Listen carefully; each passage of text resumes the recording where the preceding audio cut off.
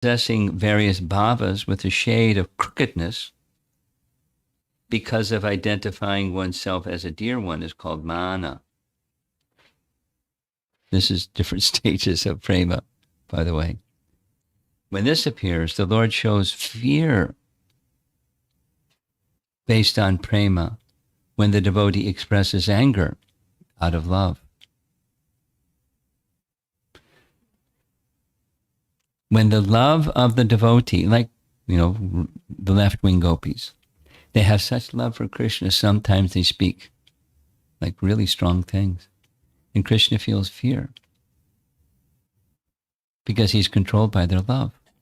And they're feeling that feeling because of their intimacy, which stimulates Krishna with a certain kind of experience they doesn't experience otherwise, without that intimacy.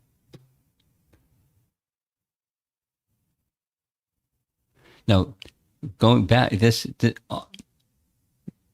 is going to make reference to chapter 15, verse number 14, comment.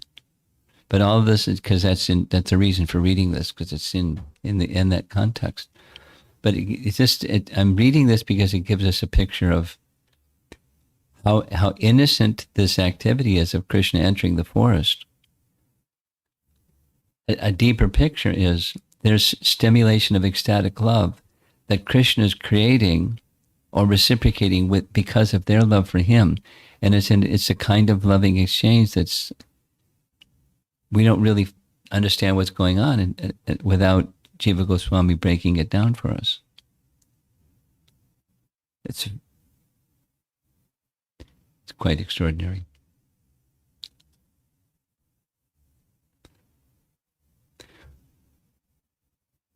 Prema, in which the heart becomes extremely soft, is called sneha.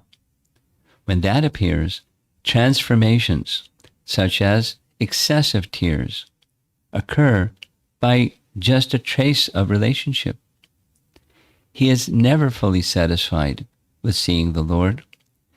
Though the Lord is fully capable, some develop worry for his safety. Sneha, with extreme desire, becomes raga. Like, the parents.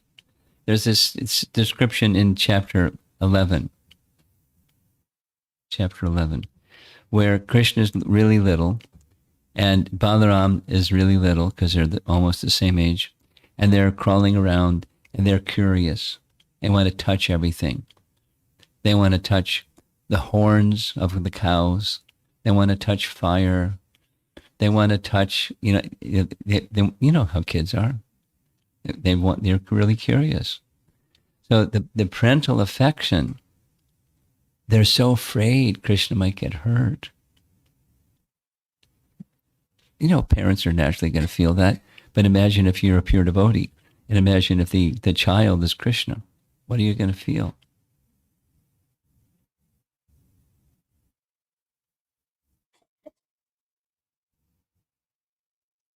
Sneha with extreme desire becomes raga. When raga appears, one cannot tolerate at all separation for even a moment. In union, there is also sorrow that is part of the happiness.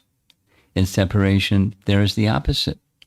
So there's meeting, there's anticipation, there's going to be separation. When there's separation, there's, it's, I want to meet.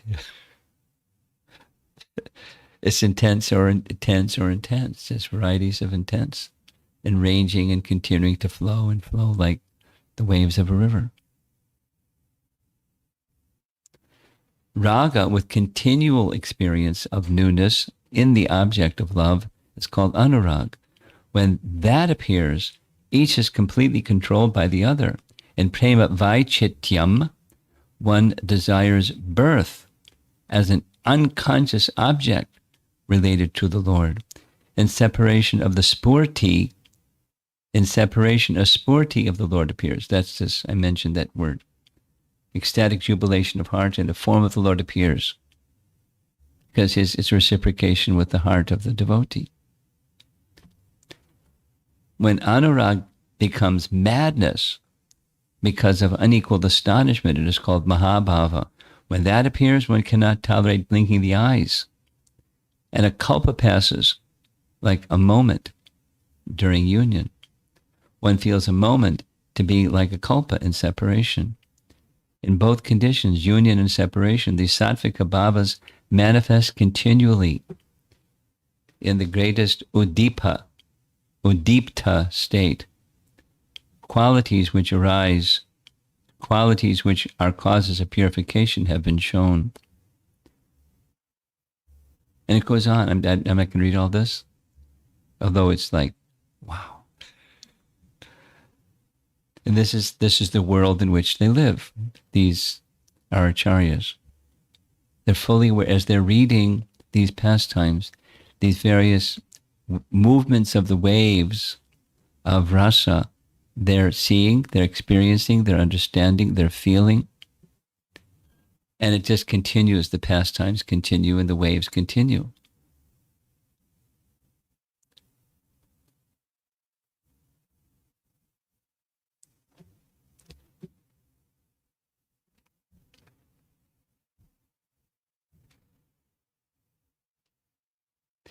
The priti, filled with identity of being the object of mercy,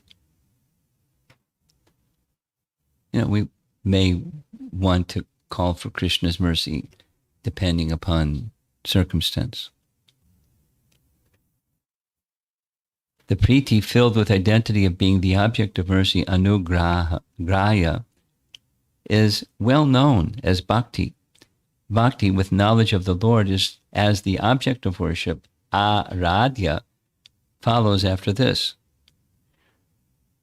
Quote from scripture: an affectionate relationship, priti, with the Lord after reverence is said to be the cause for the Lord's appearance.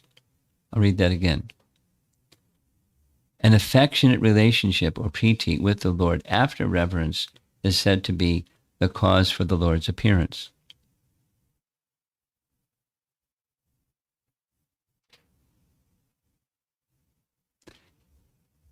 Prabhupada's repeating, people would say, can you show me God?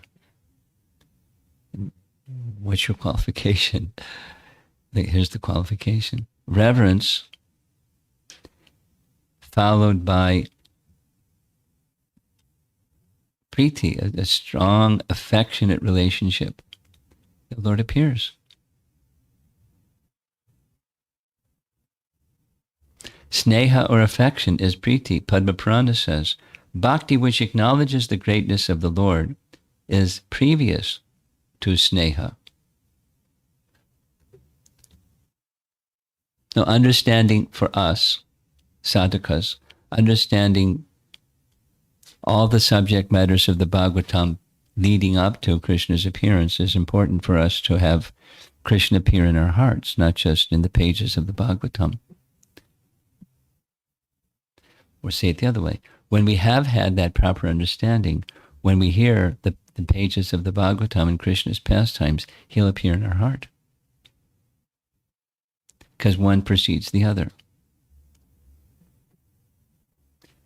Previously, it was stated that the word bhakti was used by the sages to indicate general priti. Sometimes a specialized meaning is employed for a general word. For instance, the word man is used to indicate the jiva. Thus, the word bhakti is used to mean prema, which means an intense state of bhakti. That is like saying, this is a brahmana, to indicate a great brahmana amongst a group of brahmanas. Thus it is said from Pancharatra. Affection, which is very firm, firmer than everything else, after knowledge of the Lord's greatness, is called bhakti. By that, all types of liberation definitely manifest.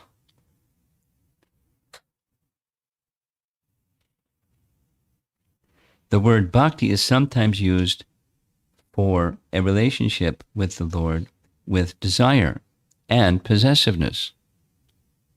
There are these different ways of looking at the word bhakti. The chief meaning of bhakti is priti, filled with identity of the Lord as being merciful. And thus, Dasya, let me serve him. This identity of the Lord as merciful is of two types, nourishment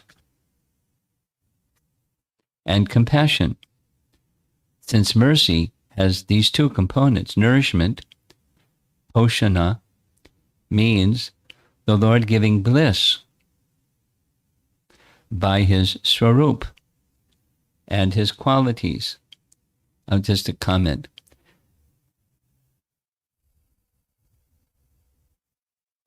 Canto 6 of the Srimad Bhagavatam. Canto 6. What's the title of Canto 6? Prabhupada gave something about prescribed duties of mankind. Prescribed duties of mankind. Canto 6. And it's by one is maintained Dharma rakshata rakshataha. I'm sharing this because I'm preparing for another presentation of this whole topic of Canto 6 to the Chinese devotees. They have a 7-day, in China there's a 7-day national holiday. Look, we have our 4th of July Independence Day, and they have for 7 days. That's a big deal. That, the new Communist Party took over, and Mao Zedong and China's People's Republic of China. So we're discussing Canto 6 for 7 days. We have 14 classes. So what is Canto 6? Why is it important? Prescribed duty for mankind. It's by prescribed duties that one is maintained. By prescribed duties, one is protected. Higher. By bhakti, one is protected. But it's not just, bhakti doesn't just protect, but bhakti protects. So, and one of the words for protection is poshanam.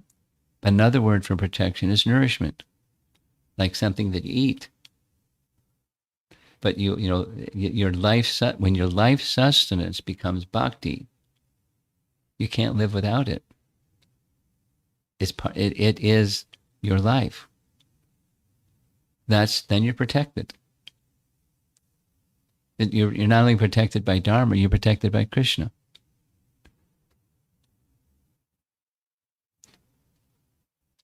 Nourishment, poshana, means the Lord giving bliss by his swarup and his qualities. Just like, the first story in Canto 6 is the Ajamila story. And the Vishnu Dutas appeared because he just called Narayan. Even Abbas. That's the Lord appeared. He appeared in the form of his representatives. And then Ajamila went to Vaikuntha. That's the power of the holy name, which we're engaged in. And the Bhagavatam in the 6th canto is encouraging that. Compassion, anukampa, means that although the Lord is complete, he develops desire that the devotee serves him. And thus, he gives auspicious service to the devotees. Nice. Compassion is this desire to assist the devotee, since he has a soft heart.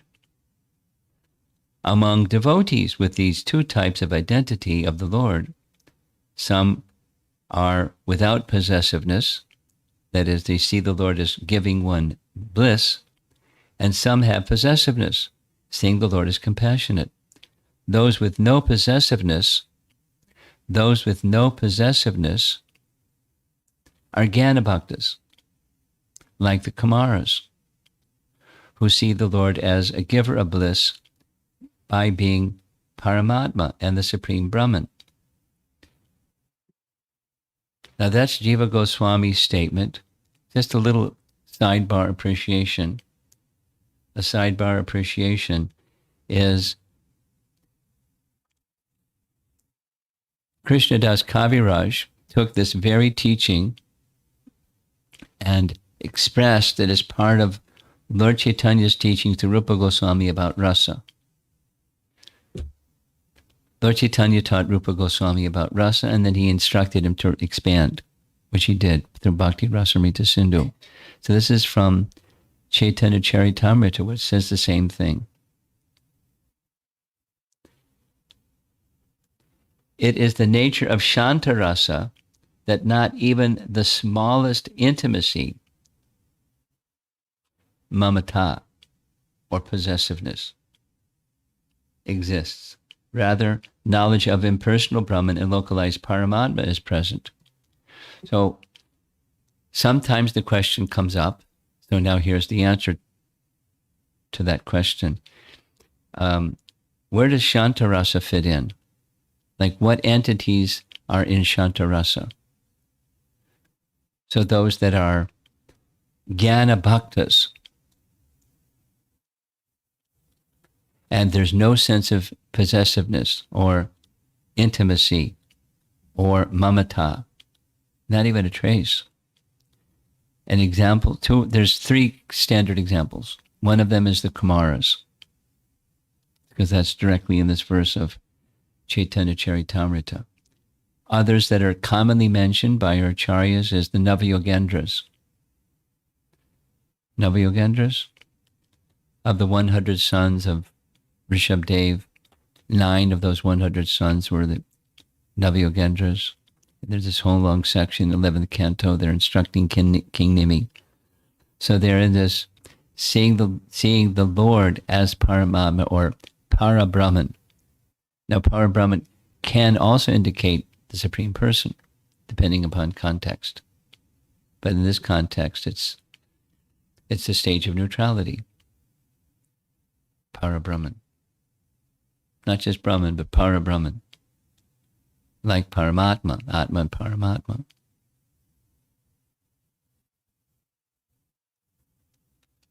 Such non-possessiveness of the Lord in that form is described as follows. And it's a verse by Shankaracharya that's quoted in Hari Bhakti Vilas. What's Shankaracharya doing in Hari Bhakti Vilas? It's describing Shantarasa. Here's from Shankaracharya. O Supreme Lord, when difference disappears, I am yours. You are not mine. No possessiveness. The ocean is the wave, but the wave is never the ocean. Explanation. For such persons, seeing the Lord gives priti, but without possessiveness, just as one sees the moon and experiences bliss without possessiveness. And sees the moon and experiences bliss without possessiveness. Favorableness in this mood is understood, since the devotee recites verses of praise with humility. The priti of these devotees is called Jnana Bhakti. Now, where all of this is going to, the connection with chapter 15, verse 14, and then 16, I'll read. Baladev, so it's an elaboration of rasa and the type of affection or priti that exists within different relationships, some without possessiveness and others with possessiveness. And seeing the Lord as the bestower of bliss, or seeing the Lord as engaging me in service, and that's his compassion. And we can do devotional service in a mechanical fashion, or we can do a devotional service in it with a grateful heart. And it's the compassionate Lord extending through Srimati Radharani, who is expansion as Bhakti Devi, to give me a chance to do some service. And then it's not mechanical. Like one householder somewhere said, confidentially or honestly speaking, my deity worship has become a little mechanical. When I do the arti, it's become mechanical. In devotional service can become like that, depending upon the condition of heart. Or chanting can be found to be mechanical, or like that, worse, not attractive, boring. I heard that recently from a young devotee. They want to chant, but it's hard because they find it boring. So anyway, this is giving us a picture of bhakti when it's in its operative stage, and how it moves the heart and attracts Krishna. That's where we want. Now, because this chapter, early parts of chapter 15 is about Balaram and his relationship with Krishna, that's where this is coming in. Balaram has Sakya, Vatsalya, and Bhakti, and Dasya Bhakti. It's all within him. It's part of his capacity or nature. All the rasas are within him, for that matter. His Vatsalya and Sakya are shown in this evening's verse, text 14 of chapter 15. When his elder brother, fatigued from playing, would lie down with his head upon the lap of a cowherd boy, Krishna would help him relax by personally massaging his feet and offering other services. So it's Balaram having parental affection towards Krishna, and Krishna reciprocating by rendering service, as like his elder brother. Then the next verse, sometimes, as the cowherd boys danced, sang, moved about, and playfully fought with each other, Krishna and Balaram, standing nearby hand in hand, would glorify their friends' activities and laugh. It's giving us a picture of the rasa. But he also has Dasya Bhakti, Balaram, shown in a prior chapter 13. What is this Maya, and where has it come from? Is it caused by the Devatas or by the demons? It can only be Maya of my brother and nothing else.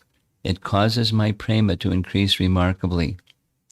This is when Balaram starts to recognize, wait a minute, these aren't just cowherd boys. These are forms of Krishna. Why didn't I see it before? The curtain of Yogamaya has been slightly pulled back, and he's starting to see, like, hey, wait a minute. And where does this Maya come from? It must be my brother. So he sees Krishna as someone who's above him, because Krishna is not bewildered by his own Yogamaya potency, like Balaram has become bewildered by Krishna's Yogamaya potency.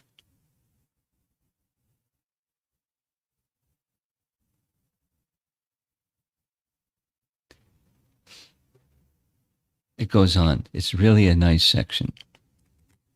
And, I eliminated a lot. I left just a little bit, but even a little bit is a lot. I'll read a little more. In Braja, Balaram's Vatsalya and Dasya Bhakti are included in Sakya, since he played with Krishna constantly from infancy. In Dwaraka, he shows Vatsalya and Sakya included in Bhakti, and included his Dasya Bhakti, since in that place Krishna revealed pastimes filled with power. In Braja, he acted as an elder brother, since Vasudeva, his father, and Nanda were well known to be brothers, and Nanda took him as his son and protected him. So he's Krishna's brother. So not parental, having a parental regard, or having a friendly regard. But within that it's included other things. So this is Canto 10, Chapter 5. My son Baladev, being raised by you and your wife Yashoda Devi, considers you too his father and mother. Is he living very peacefully in your home with his real mother, Rohini? So this is Vasudeva speaking to Nanda. Is Baladeva is my son, Rohini is the mother, but Balaram is taking you, Yashoda, and Nanda as his mother and father. Is he living peacefully in your home? with his real mother, Rohini. Or in chapter 8, Dear Krishna, why are you so restless that you have eaten dirt in a solitary place? This complaint has been lodged against you by all your playmates, including your elder brother, Balaram. How is this?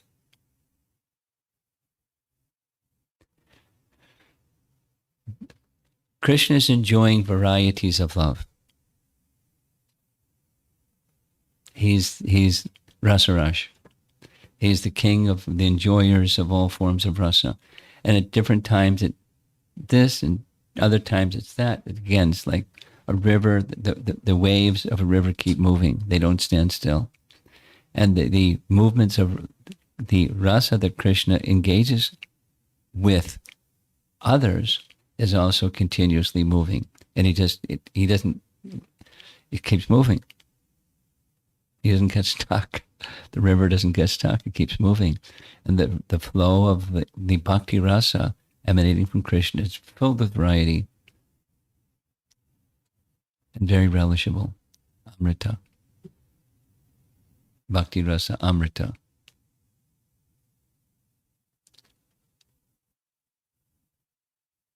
The queens in Dwaraka have kanta bhav. Kanta means he is my beloved. He is my beloved. Kanta bhav. The queens in Dwaraka have kanta bhav mixed with dasya, identifying as servants.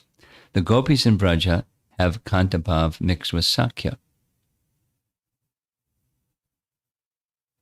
Friends, not husband.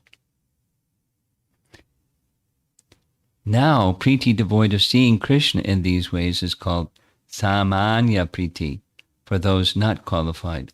In departing for Mithila, it is said, this is Krishna's in Dwarka, the men and women of Anarta, Dhanva, Kuru Jangala, Kanka, Matsya, Panchala, Kunti, Madhu, Kekaya, Koshala, Arna, and many other kingdoms drank with their eyes the nectarian beauty of Krishna's lotus face, which was graced with generous smiles and affectionate glances. This is Krishna going to Mithila to visit, what's the king's name? Mahalashva, and Shrutadev, the Brahmin. So as he's going, he's passing through different kingdoms, and they're getting the opportunity to see him. But it's not the same as when he's residing. Their feelings are different. And Krishna is reciprocating with their feelings. He's smiling. And his smile and his glance sends them into ecstasy. Almost done. These persons also do not have possessiveness. Among these and other types of devotees, those with samanya priti, and those with, so samanya priti, those who are not qualified by having not seen Krishna. So those who are samanya and those who are shanta, like the Kumaras, are called tatastas. Their priti is also called tatastha. Among the previously mentioned devotees, those who are protected and servants are called lalya. Lalya, like the child, protected. Lalya. And bhritya. Their bhakti is called sambrahma priti. Sambrahma priti. Those who are cared for by Krishna are called bandhava. Their priti is called bandhavata. According to the different types of devotees, the Lord is seen differently with their different types of priti. That's kind of like the essence. There's realizations of Krishna according to affection. I came across a very nice teaching recently, and I started seeing where is it mentioned. And it's directly in relation to our practice of sadhana. Now, we may just be struggling to, to fulfill our sadhana vows. Maybe. Some persons may be in that stage. But in a more mature stage, there's a contemplation of restoring relationship with Krishna. And there's particular moods of relationship that one is contemplating being restored into. And in a broad sense, the gift of Lord Chaitanya is the gift of Braja Prem. So the statement that is made repeatedly, or in several places, one of those places is by Baladev Vidyabhusan, and his Prameya Ratnavali. Prameya is what's indicated by pramana, the truths that are to be known. And Prameya Ratnavali has this phrase. I forget the Sanskrit right now.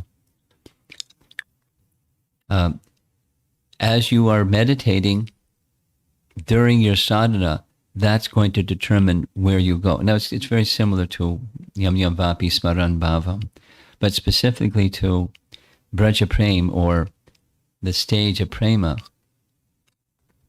What's your contemplation? Like, why am I chanting? What's the goal? Where is this meant to take me? What's that, another way of saying, what's that gift that Lord Chaitanya came to give us?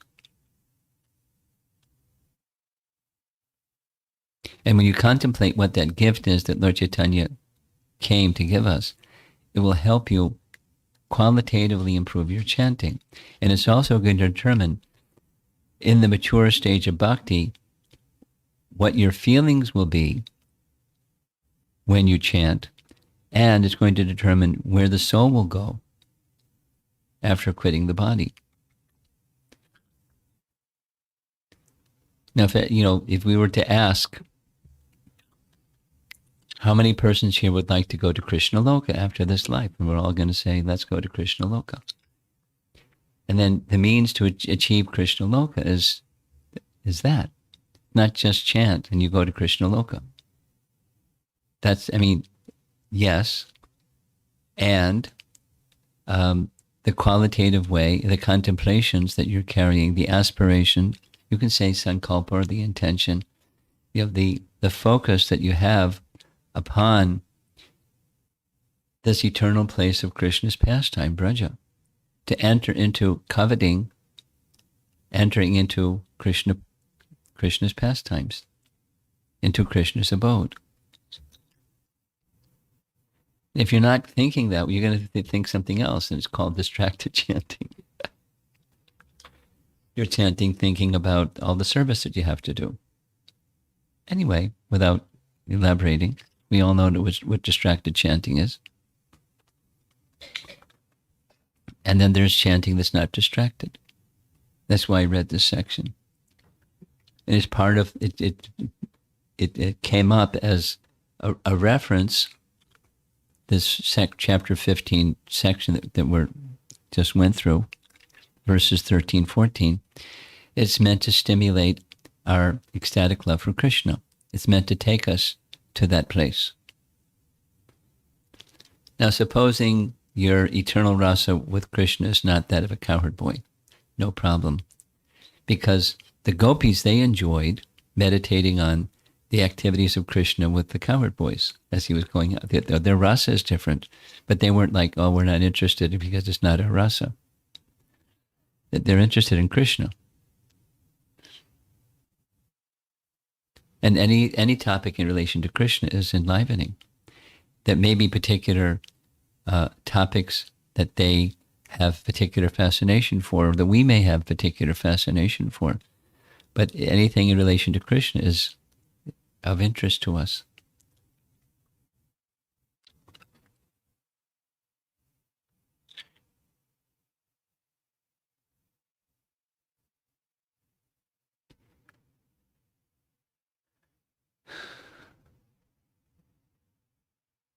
Srimad Bhagavatam is wonderful literature. There is not literature like it. And of course, our commentaries from acharyas, they enhance.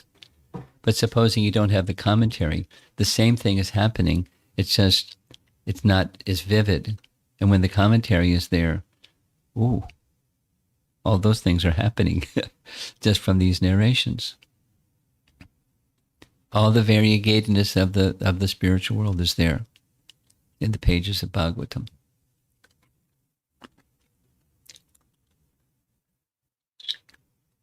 So let's see if there's some discussion.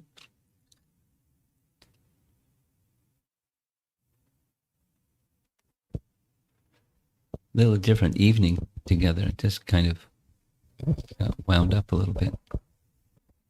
Hare Krishna Prabhuji, all glories to Srila Prabhupada. Please accept my humble obeisances. I have a couple of things to share, if that's okay. Sure. So one of the things, we were reading Krishna book with Raghunandan Prabhuji, and it was very coincidental. Like the last class, we exactly read about like how Krishna would come and serve Balaram Prabhu, and like put the fan and like massage his feet. And that was the same sharing, like how you said Krishna never grows, but yet he displays all these activities for us. That's it. So it's so simple, yet it is so deep to kind of like dive in. It's and one of the other things was like then seeing Krishna do it for Balaram Prabhu, the cowherd boys do it for Krishna. Yes. So that was like a perfect thing where Krishna is setting an example. Hey, this is what, like for us that we need to follow. But, so. Yes. Yes. So that was beautiful. Like it. That's definitely beautiful. And what you're saying is similar to this question this devotee is asking, why is Balaram not spoken about so much? The principle is spoken about, and then what follows the principle is detail. Right. That's true. Setting the example, and now others do. Yeah. Our worship of Krishna is because Krishna worships Balaram. That's true. So that was something enlightening. Like I never personally, thought that I need to ask mercy from Balaram Prabhu to help me get, towards Krishna. That I learned from the class, and now, like definitely, again, supplemented with your, the readings that you said. So, if you like that particular point, since you like that particular point, I encourage you to listen to the recordings of the recent Festival of the Holy Name, because there are two very particular emphases made, and that's one of them, specifically even for chanting. Balaram's mercy, and the feedback from people who, after their 32-round day, some chanted 64 rounds, was this, that gave me a lot of strength. I was calling to Balaram for mercy, and it helped me stay steady and picked up my chanting. So since you like that, listen to those messages, and it may help you more. Thank you so much. Okay. Something further? Yes. So the other thing where you mention about the different forms of priti, sneha, we look at it as materialistic, which is so different from, because like in material world, being possessive may not be an adjective, like it may be like, it could be a negative feeling as well. But like listening to what you read, being possessive in bhakti is actually sublime. Yes. Yeah. So that was very nice. Good. To kind of like. I was concerned about reading this section because it may be like, whoa, this is too high for everybody. But on the other hand, it just puts a spiritual perspective on feelings. Right. And there's a whole other world of feelings that are sublime and otherworldly, and This is just a reflection of that. True. Yeah. And then the separation word, it just brought the Chaitanya Mahaprabhu and Gadadhari Prabhu's pastimes when during that separation phase. I think one of the readings that we did during the class was like how when Chaitanya Mahaprabhu has to leave and Gadadhari Prabhu is like so devastated because of that separation mode. Again, coming from Preeti to, like being possessive with him and then going into that separation. So that just brought back what we had read before in the class. So that was very nice. Our lives, I thank you very much for this input that you're bringing. Our lives as devotees, and one of the essences of our lives as devotees is to take the topics of affinity for Krishna and churn the topic. That's what our acharyas do. They do it in this, most elevated way, and we're kind of really, really simple way. But that's our lives, because it stirs our feelings and sense of connection with Krishna by, trying to understand and appreciate the feelings of these exalted devotees and what they're going through, and it draws our attention to that standard. And as we find ourselves drawn to that standard, the pale, temporary, limited things of this world, they're not so significant. And if you don't have that, it's everything. You just get, run over by a truck, by the events of life that are overwhelming and troubling and temporary. One last thing, I promise. It's about how you mentioned, like we have to be very careful as to what we desire from Krishna. Yeah. Because it will come, like it's the mode that we desire with, and he's going to, give mercy on him. Yes. One of the other quotes that came was, I think it was again in the Krishna book, where Vasudev and Devaki, like in their previous birth, because of their austerities. I think they were given like whether to go to Vaikuntha Dham or Gokula Dham, or take birth and be the parents of Krishna or be the parents of the Lord himself. And I think their desire was to, I forgot the chapter, but their desire, what they asked was they desired to be the parents. And that's how in like a couple of births, they were the parents of the incarnations of Krishna, and then like ultimately Krishna himself. Yes. Which is, like you look at it, you say, oh my God, we're doing this to actually go to Gokula Dham, and, like devotees like Vasudeva and Devaki, like obviously there's no comparison, but it's like, the to serve Krishna is more important than actually, you know what I mean? Like, to serve Krishna is more important than what? Finish the sentence. To serve Krishna is more important than actually like not being selfish and asking for something. Moksha. Yes. Yeah. Good. So speaking of that desire, and I shared that in the class in the past too, we do the morning chanting sessions, and like my work started at 6:30 in the morning, which like for 1 week I could not do the chanting because because of the timings and stuff. And it was something like, you miss something, like, something is not right, it's not fitting in.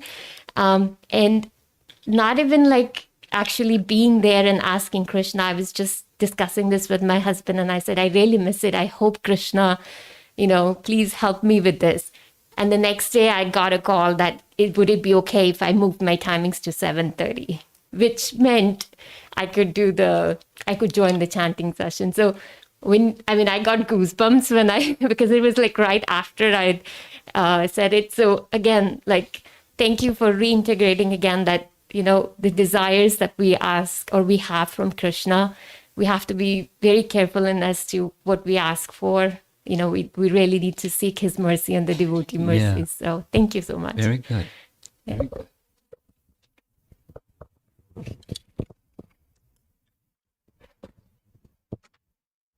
Hare Krishna Maharaj. Hare Krishna. Earlier you mentioned that when somebody reaches the bhava stage and then they leave their body, they'll take birth on a planet where Krishna is, to practice and to kind of get trained up.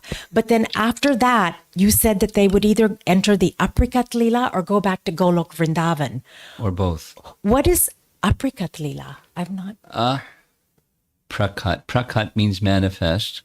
Prakat means not manifest. So, Krishna made a promise. I'll return to Vrindavan. He returned to Vrindavan.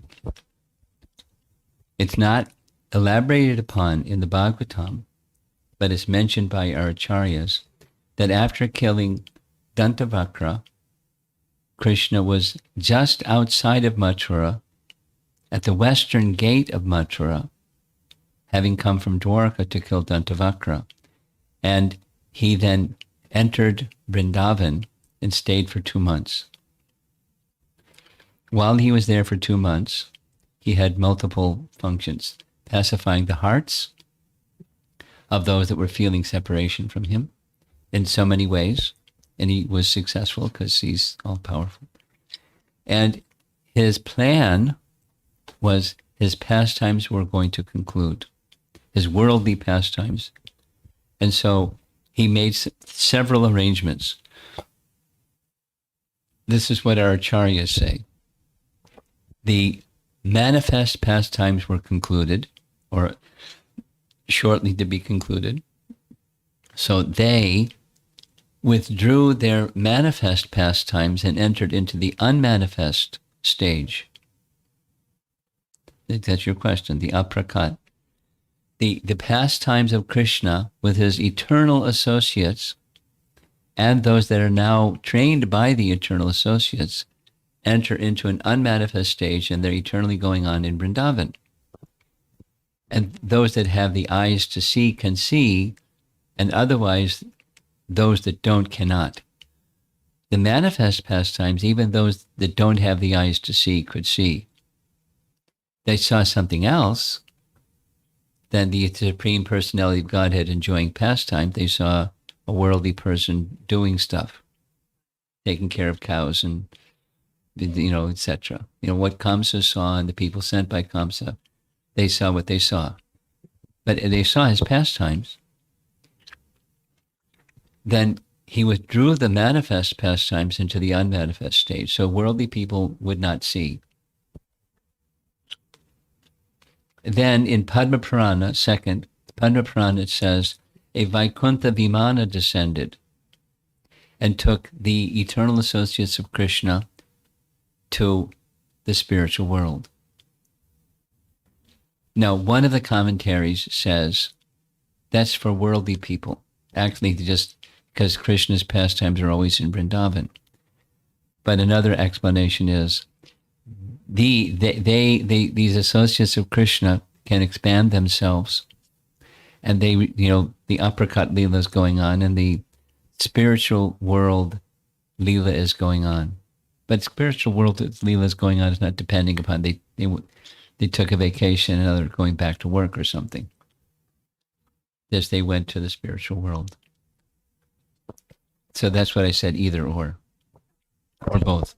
Okay, thank you. Behind you, you have something more? One quick question. Kanta, what is Kanta Bhav? Kanta. It's not a term that we use a lot, but it's a term that Jiva Goswami uses, and it means a lover. So the queens felt that way towards Krishna. With Dasya, they wanted to serve him. The queens, although they're the expansions of the goddess of fortune, they enjoyed cleaning the temple, cleaning the palaces as maid servants of Krishna. Dasya. And the gopis, they had Kanta. They saw Krishna as their beloved, but it was more in friendship. I mean, it's not a boyfriend. Krishna's cowherd boyfriends, that's Sakya. But this is the explanation given that I just read. Thank you. I heard that for the first time today. Me also. Oh, really? Okay. I'm not familiar with that term. I had to study it carefully. I looked through several resources to make sure I understood it before reading it. Now she has a question. Thank you. Guru Maharaj, you shared that all the rasas are in Lord Balaram. So at our level, should we read more about the rasas? What's that? The rasas. What? Say the whole sentence. At our level, should we read more about Lord Balaram's rasa? We do from time to time. We need to focus on the things we need to focus on, but it comes up. It comes up. It's mentioned. I mentioned it this evening. It's mentioned in Priti Sandarbha. When we have Balaram's appearance day, we hear about it. Right? Every Balaram's appearance day, we hear it. And it's a fact. He loves service. So much, he served Krishna in all rasas, including the conjugal rasa by manifesting. You know that, Ananga Manjari.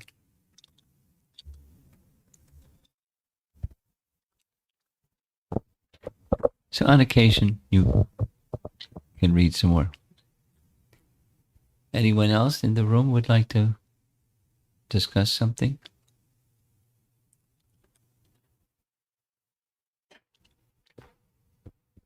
Okay. First, thank you for bringing the spotlight on the distracted chanting. So it helped me a lot. Thank you. Sneha, is that the Sanskrit word? Does it translate to affection? That's one of the translations, yes. Of course, it means a transcendental affection. But yes. Okay. And the Jnana Bhaktas, like the four Kumaras, yes. So do they have only reverence portion and not the affection portion? Is that what it means? That's what it's saying, yes. Okay. Thanks. I mean, specifically it says they don't have a possessiveness or an intimacy. Now, can you not have intimacy and have affection? The example that he gave, it's a very far out example. A cat that kills another bird besides your own household chicken, you may have some feeling, but it's not with possessiveness or intimacy. So affection can be there.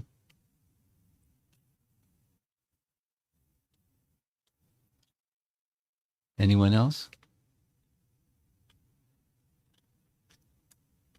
The silence may mean it was, I don't know what it means. I'll share it again. I was really debating whether to go through all this reading because it's high. And I decided to do it because Jiva Goswami did it, and it tells us, when you get on this train, where's the train going? And we're not understanding so much, or sufficiently about where the train's going. So it's not like, back to your question, should we be studying these things about Balaram's different rasas and stuff? It's good to know it's there. When as we get closer to the destination, our qualification to understand these things will have improved because our consciousness will have become more elevated. And it becomes more meaningful. And as it becomes more meaningful, the temporary kind of, we deal with it, but it doesn't become our obsession anymore. We deal with it in a responsible, perform our prescribed duties and always think of Krishna manner. And we want to become more knowledgeable about Krishna and Krishna's loving affection and how he does what he does and how it influences others. So, at least, yeah. I'm just sharing. Third time now. I was really weighing whether to go through all this. And silence doesn't tell me it was the right decision. But it's done. We'll carry on tomorrow. Anything online? Nothing online. Srila Prabhupada ki Jai.